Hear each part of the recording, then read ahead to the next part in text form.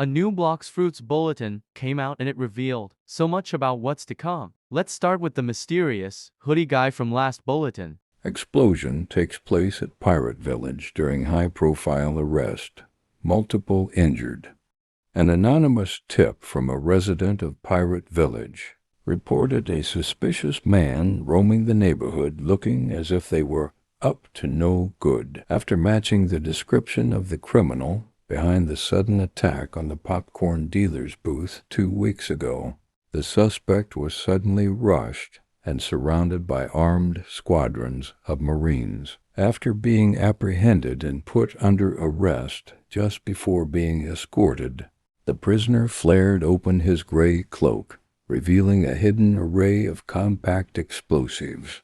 The resulting blast knocked several Marines off their feet and scattered debris across the island. Authorities confirm the criminal remains in custody and will be under heavy surveillance by the warden at the local prison.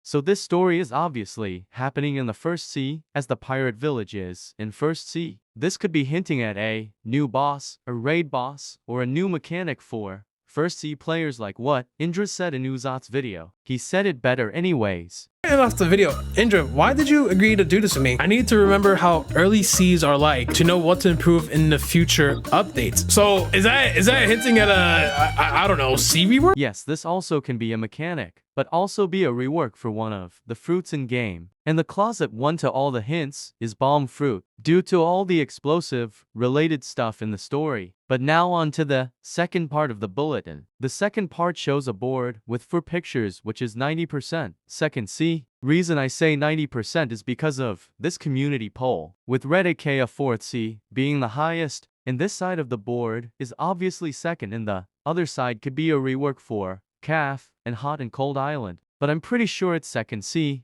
rework because they share 2 much relatable features, and this is what they said. We've shown sneak peeks over the years. New islands, redesigned UI, and new systems. Much of this content was already deep into development, and some even finished.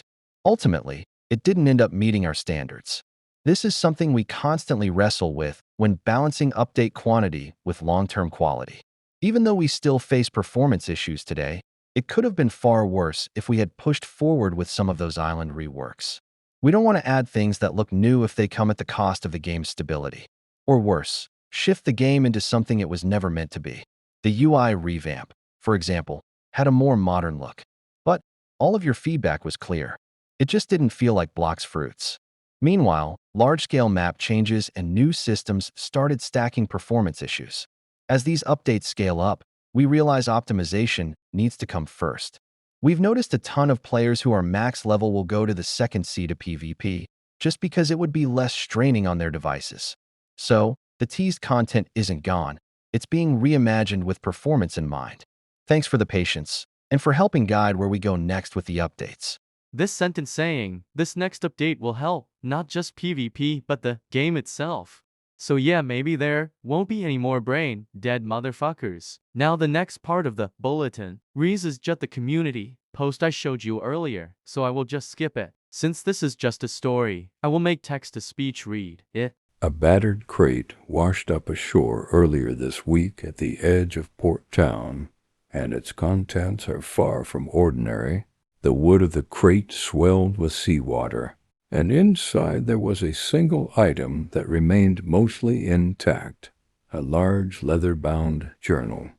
Though many of its pages were soaked and nearly illegible, glimpses of its contents are already stirring. Scrawled symbols, sketches, insightful information, references to names never before seen. All clues suggest this journal once belonged to someone with access to high-level intel. Unfortunately, much of the book is too delicate to handle. Local archivists say it will take time to dry, restore, and properly study the remaining pages. We'll report back when more has been recovered.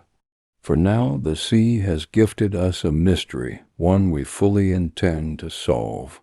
This story I don't have any theories on, So you have any, put them in comments. But until next bulletin, we will have to just wait. So until that comes out on Thursday, see ya and good night or day.